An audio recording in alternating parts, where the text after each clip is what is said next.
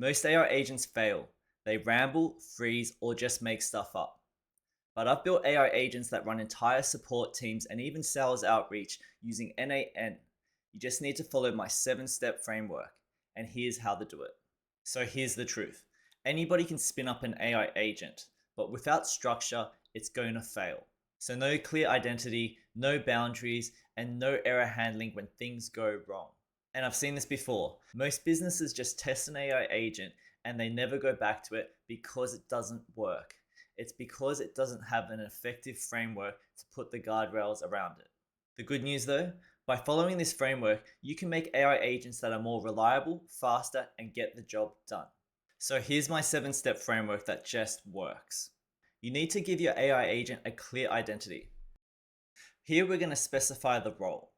You can see here that the role and identity is you are a customer support agent who helps the customer receive orders and any shipping issues. Step 2 is we need to set goals. So you can see in this customer support agent, their goal is to resolve customer issues quickly, reduce ticket volume, and improve the customer satisfaction. The third part to an effective AI agent is to set the communication style. So in this example, we've said that they must be friendly, clear, and professional.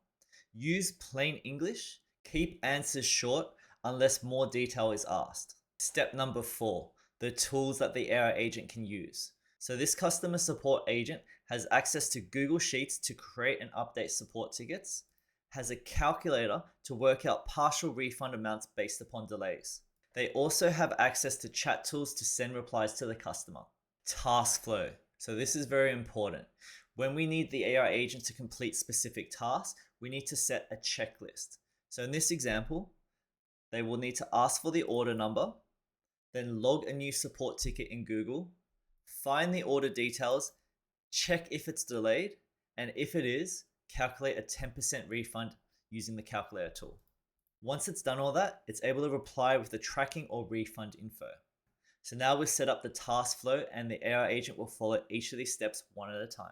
The next part is edge cases. So these are the things that don't happen often. They're going to be like the last 20% of different scenarios that might occur. So for example, if the user doesn't provide an order number, politely ask for it.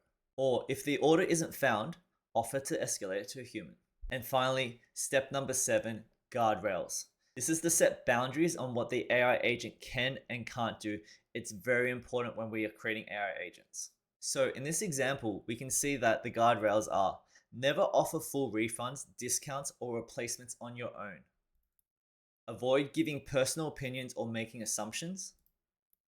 If a request involves payment sensitive information or anything outside your tools, escalate it to a human. And finally, only use tools listed, don't make up actions or access other systems. So I hope you found this 7-step framework helpful, and it's going to enable you to build better AI agents that actually get the job done. If you found this video helpful, please don't forget to subscribe and follow for more AI related tips.